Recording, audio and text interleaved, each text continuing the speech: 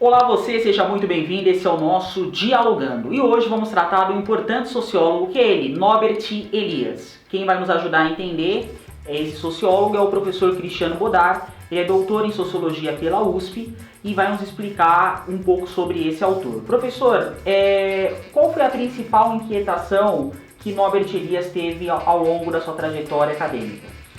Norbert Elias, eu elegeria que a principal preocupação do Norbert Elias era tentar fazer uma síntese entre uma corrente que supervalorizava as estruturas sociais e uma outra corrente que supervalorizava a agência, a capacidade do sujeito de atuar na sociedade.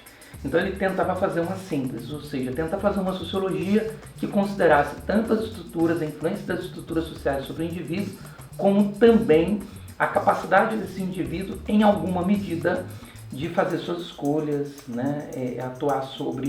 atuar na sociedade. Há um conceito importante em Elias, em outros sociólogos também aparece, como o conceito de agência. O que seria essa agência desse sujeito, professor? A agência, considerando num caso mais extremo, a agência seria a ideia de que o sujeito ele é livre, ou seja, é a capacidade desse sujeito atuar na sociedade sem que haja nenhum tipo de constrangimento, nenhum tipo de coação por parte das estruturas sociais, por parte do meio social qual ele está inserido. Então, há sociólogos que enfatizam o papel da agência, está focando justamente nessa liberdade desse sujeito em atuar, em contraposição aos sociólogos que têm um foco na estrutura, que vai entender o oposto, que as ações do sujeito é determinada, isso numa perspectiva mais extremista, a ação do sujeito é determinada por essas estruturas sociais. Professor, agora um conceito de configuração social é extremamente importante para entendermos a obra de Elias. Em termos sintéticos, o que seria a configuração social? Diria que configuração para Elias é um conceito criado para tentar entender os elementos que constituem a sociedade e um determinado recorte social a qual o sociólogo vai estar analisando. Agora, para a gente entender isso, a gente precisa entender que Elias ele cria o conceito de configuração para superar outros conceitos, como o conceito de estrutura, conceito de função e de organismo. Esses conceitos para Elias limitavam a capacidade de reflexão, sobretudo porque houve para Elias uma transposição das ciências físicas e biológicas para o campo da sociologia. Então a sociologia nasce influenciada por essas ciências, traz esses conceitos para a sociologia e esses conceitos para Elias é pouco produtivo para pensar a sociedade. Então para ele, quando nós falamos em estrutura, por exemplo, fica parecendo como se fosse uma coisa externa ao indivíduo. Então ele está tentando construir uma outra forma de pensar a sociedade e essa forma de pensar a sociedade fazendo a síntese que nós falamos aqui, que é entre estrutura e agência. Então, para a gente entender o conceito de configuração, nós precisamos considerar alguns elementos que o compõem, que são levados em consideração para pensar uma configuração. Esses elementos são as relações de poder, o fato de que os sujeitos estão inseridos numa rede de interdependência, uma rede interdependente, está inserido numa estrutura, numa sociedade que tem regras e valores. Professor, didaticamente, pensando num jogo, como a gente pode entender um jogo de tabuleiro a configuração social? Pois o próprio Elias, ele se apropria da ideia de jogo como metáfora para tentar fazer com que a sua exposição torne-se mais didática. Então, é como se nós pensássemos da seguinte forma. Imaginemos um tabuleiro, onde dois jogadores estariam ali, um tabuleiro de dama, por exemplo, de xadrez, e eu chego e olho para aquela configuração, ou seja, para a forma como a coisa está constituída, ou seja, o jogo está constituído. Para eu entender esse jogo, eu preciso entender a historicidade desse jogo.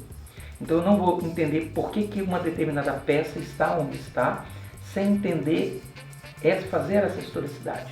Mas essa historicidade precisa ser considerada as relações de poder existente e os interesses envolvidos no jogo. Então, logo, o Elias está remetendo à ideia de rede de interdependência, porque uma peça ela só desloca para um lugar em função da possibilidade do seu oponente deslocar a peça para outro lugar.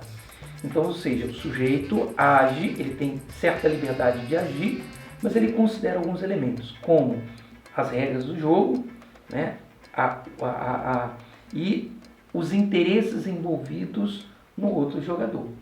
Então, a ideia de jogo nos ajuda a entender a configuração justamente por abarcar nela os elementos que eu disse: relações de poder, historicidade, rede de interdependência. Então, entender a sociedade para Elias é entender esses elementos.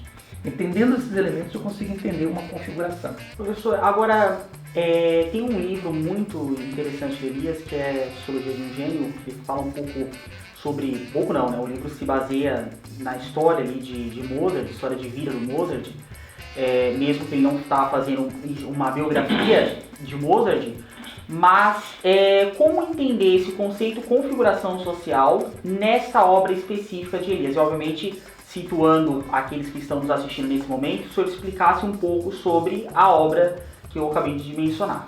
A obra, aparentemente, parece ser uma obra, para quem não é do campo da sociologia, talvez se deparando com a obra vai achar que é uma obra puramente biográfica.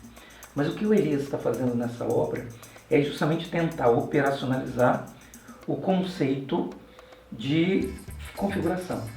Então ele está mostrando como que as estruturas sociais estão postas naquele momento. É um momento de transição, né, da sociedade de corte para a sociedade moderna, e como que esse indivíduo ele considera os outros sujeitos, as estruturas, para tentar atuar de uma determinada forma. E aí o Elias vai mostrar a capacidade de agência do Mozart, né, a capacidade de fazer escolha, de em determinado momento sair da corte para tentar a vida fora da corte como musicista, mas ele também vai mostrar os constrangimentos da estrutura social. Então, o desfecho da biografia descrita sociologicamente é exatamente o resultado das estruturas sociais, das relações de poder, da forma como Mozart se interagiu com os outros sujeitos de sua época, né? E embora ele tenha feito as suas escolhas, embora ele tenha tomado caminhos escolhidos, ou seja, sua capacidade de agência foi considerada no transcorrer da sua biografia, mas no fim as estruturas sociais, as regras do jogo ali instituídas naquela sociedade da época vai levá-lo a morrer praticamente no ostracismo. Exatamente. Professor, agora tem o gênio. O que é esse gênio para Elias? É muito parecido como muitas vezes é tratado no senso comum, aquela questão de a pessoa já nasce com determinadas habilidades, né? Um jogador de futebol, né? Ele nasceu dessa maneira, que muitas vezes senso comum é tratado, ou um músico, né? Ele já nasceu com esse dom de cantar, ou um compositor de escrever. O Elias, ele pensa esse gênio dessa maneira que muitas vezes é colocado no senso comum, ou de uma outra forma? Na verdade, Caio, a ideia de gênio é uma ideia que surge só depois. Né? No tempo do Mozart, essa ideia não estava posta. É claro que o Elias escreve a sua obra muito posteriormente, né? Então a categoria gênero já está presente, mas acredito eu que a proposta do Elias em intitular Mozart Sociologia de um Gênio era justamente para enfatizar em alguma medida a capacidade de agência do sujeito. Ou seja, mesmo o sujeito tendo uma capacidade de agência acima do normal, ou seja, um cara gênio na sua área, como que essa genialidade ela vai se dar dentro dessa lógica configuracional, né? Nessa lógica marcada por poder, por regras, por interesses, enfim. E a questão também do próprio aprendizagem que o Mozart teve ao longo da sua trajetória de vida, e especialmente ele vai dar um destaque muito ao pai, né, do Mozart, que ensinou a ele, e de certa forma vai sendo construído no decorrer da vida do Mozart. Professor, qual é a crítica que normalmente a sociologia faz à obra de Norbert Elias, se é que ocorreu essa crítica? A obra do Elias, ela tem uma receptividade muito boa, né, no mundo, não só no Brasil.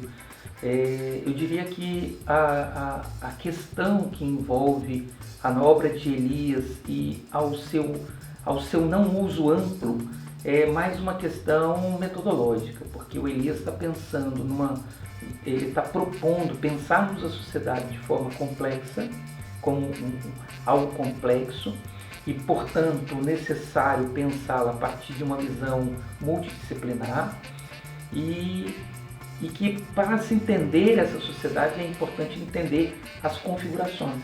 E como essas configurações, essas teias de interdependência, é uma teia, é algo extremamente amplo, é muito difícil fazer essa reconstrução de uma configuração. E por conta dessa dificuldade, acredito eu, que há um certo cuidado e, portanto, às vezes um distanciamento da sua teoria, pelo menos a rigor, né, no uso dentro da proposta feita pelo Elias, de estar usando essa teoria. Então, acho que a sofisticação da teoria do Elias é de tal ponto que torna a sua operacionalização muito difícil, muito custosa, sobretudo no período que nós vivemos de produtivismo, né? Onde você tem que produzir muito rapidamente, dar retorno muito rápido, as agências de fomento de pesquisa querem retorno rápido, e fazer o desenho de uma configuração, fazer uma descrição, uma compreensão de uma configuração nos termos de Elias é bastante trabalhoso. Professor, e para quem quer entender mais sobre a obra de Elias, obviamente esse vídeo aqui é um vídeo introdutório, mas as pessoas, para elas se debruçarem mais sobre a obra de Elias, qual é a indicação de leitura que o senhor faria? Para entender a forma como Elias está fazendo a sua sociologia, eu recomendo a obra dele mesmo, chamada Introdução à Sociologia. Né? É uma obra onde ele apresenta os conceitos, a forma de operacionalizar. E aí, a partir desta obra, a compreensão de outros textos do Elias, onde ele está operacionalizando a sua teoria, torna-se mais compreensível. Bom, agradecemos ao professor Cristiano Godard e até a próxima semana com mais um vídeo aqui no Dialogando. Se inscreva no nosso canal no YouTube e até a próxima.